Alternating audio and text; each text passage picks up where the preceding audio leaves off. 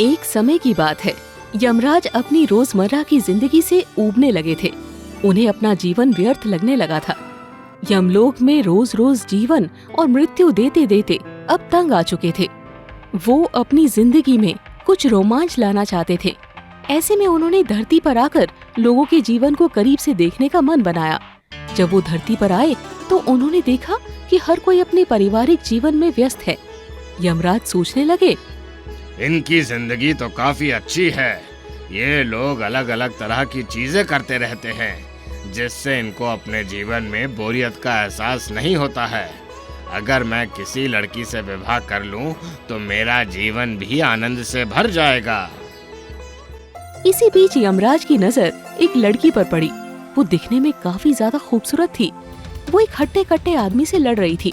लड़ते लड़ते आखिरकार उस आदमी को उस लड़की ने ऐसा मजा चखाया कि उसे वहाँ से अपनी जान बचाकर भागना पड़ा। बचाओ, बचाओ! ऐसे में यमराज ने सोचा, ये लड़की तो मेरे लिए बहुत सही है। इसके साथ तो मेरी जोड़ी काफी अच्छी रहेगी, लेकिन मैं इससे शादी करूं तो करूं कैसे? कि तभी यमराज के दिमाग में एक तरकीब आई। उन्होंने अपना वेश बदल लिया।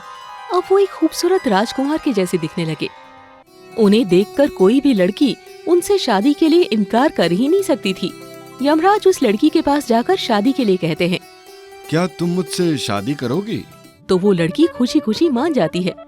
दोनों एक घर में रहने लगते हैं, लेकिन यमराज को पृथ्वी पर रहने के लिए अपनी दैवीय शक्ति का त्याग करना पड़ा। कुछ समय बाद दोनों को एक बेटा होता है। उन्होंने अपने बेटे का नाम यम कुमार रखा। अब यमराज की पत्नी का ज्यादातर ध्यान बेटे यम कुमार की तरफ ही रहता। धीरे धीरे यमराज से उसकी पत्नी का मन हटने लगा। अब वो बात बात पर झगड़ा करने लगी। छोटी से छोटी बात को बतंगड़ बना देती। उसकी इच्छाएं दिन ब दिन बढ़ने लगी। अब रोज वो यमराज से कुछ न कुछ नई मांग करती और उन्हें ताना मारती रहती। आप पैसे कमाने के लिए कुछ और क्यों नहीं करते? हमारी किसी भी जरूरतों को आप पूरा ही नहीं कर पाते हैं। ऐसे जीवन का हम क्या करें, जहाँ हर चीज के लिए हमें तरस के रहना पड़ता है। यमराज पत्नी की बात का कुछ जवाब नहीं दे पाते, चुपचाप सुनते और शांत रह जाते। लेकिन दिन ब दिन उनकी पत्नी का किचकिच बढ़ता ही जा रहा था। यमराज के पास वाकई में पैसों की कमी थी। समझ ही नहीं आ रहा कि क्या करूं। दिन भर दिन पैसे खत्म होते जा रहे हैं। अब उन्होंने खुद से तरह तरह की दवाइयाँ बनाकर बेचने की शुरुआत कर दी, जिससे थोड़े बहुत पैसे आने की शुरुआत हो गई। लेकिन उनकी पत्नी के रवैये में थोड़ा सा भी फर्क नहीं आया। उसकी चाहतें बढ़ती ही जा रही थी। अब वो पत्नी के झगड़े से इतना डरने लगे थे कि पत्नी की आवाज सुनकर भी भाग जाते। उनकी नजरों के सामने भी नहीं पड़ना चाहते थे। ऐसे में एक दिन परेशान होकर के यमराज ने सोचा, धरती का जीवन तो बड़ा कष्टमय है। ना जाने मुझे क्या सूझी थी कि यहाँ आकर मैंने शादी कर ली। इससे तो बहुत अच्छा है मेरा यमलोक। इतनी सारी परेशानियाँ तो वहाँ पर नहीं हैं। कई दिनों तक यही सब सोचने के बाद यमराज ने वापस यमलोक जाने का मन बना लिया और चले भी गए।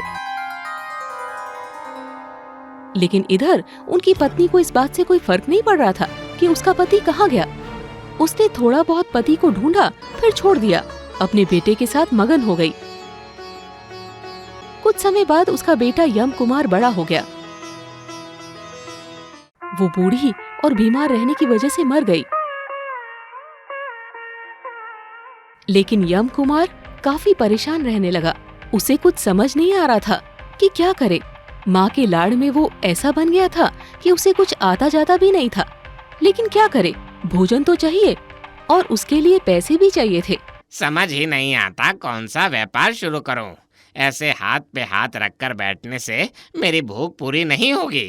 एक काम करता हूँ, पिताजी का दवाई का व्यापार ही फिर से शुरू कर देता हूँ। ना जाने पिताजी अभी कहाँ होंगे, क्या कर रहे होंगे। एक रात को उसके पिता यमराज उसके सपने में आए और बोले, बेटे, तुम इन्हीं दवाइयों की मदद से लोगों का इलाज करो। ये बहुत अच्छा चलेगा। लेकिन एक बात का ध्यान रखना कि जब तुम किसी मरीज का इलाज करने जाना तो सबसे पहले उसके सिरहाने की तरफ देखना। अगर तुम्हें मैं वहां पर बैठा दिखूंगा तो इसका इलाज मत करना। लेकिन जिसके सिरहाने में मैं नहीं बैठा रहूंगा तुम उसी का इलाज करना, क्योंकि अगर मैं बैठा हूँ तो इसका मतलब कि उसकी मृत्यु निश्चित है। जब यम कुमार की नींद खुलती है तो उसे उसका सपना बड़ा अजीब लगता है, लेकिन सोचता है कितना अजीब सपना था। लेकिन क्यों ना इसे करके देखा जाए। कहीं अगर सच में पिता की बात सच निकल गई तो मेरी किस्मत ही खुल जाएगी। पिता की बात मानकर यम कुमार ऐसा ही करने लगते हैं। लोगों को इस बात का एहसास हो जाता है कि यम कुमार जिसका भी इलाज करते हैं वो ठीक हो जाता है। इस तरह उसका नाम हर तरफ फैल जाता है। हर कोई अब अपना इलाज यम कुमार से ही करवाने की सोचता है।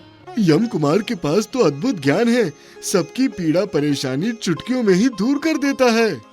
एक बार एक नगर के राजा की बेटी बहुत बीमार पड़ जाती है। हर तरह के वैद्य उसका इलाज करते हैं, लेकिन वो ठीक होने का नाम नहीं लेती है। ऐसे में कोई उस राजा को यम कुमार के बारे में बताता है। अब अपनी पुत्री को गांव के मशहूर यम कुमार के पास ले जाइए। तब उसे महल में बुलाया जाता है। यम कुमार आप हैं? हाँ मैं ही हूँ, बोलिए। आपको राजा ने महल में बुलाया है। क्यों, क्या हो गया? राजकुमारी बहुत बीमार हैं, आप जल्द हमारे साथ चलिए। और जब वो राजा की बेटी को देखने जाता है तो देखता है कि उसके सिरहाने में उसके पिता बैठे हुए हैं।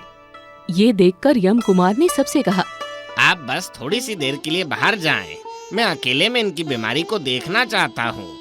ये सुनकर सब बाहर चले जाते हैं। तब यम कुमार अपने पिता के सामने हाथ जोड़कर कहता है, पिताजी इसे बचा लो। अगर इसका इलाज मेरे हाथों हो जाए तो मेरी किस्मत बदल जाएगी।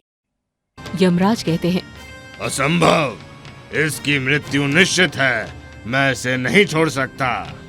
यम कुमार अपने पिता से काफी मिन्नतें करने लगता है।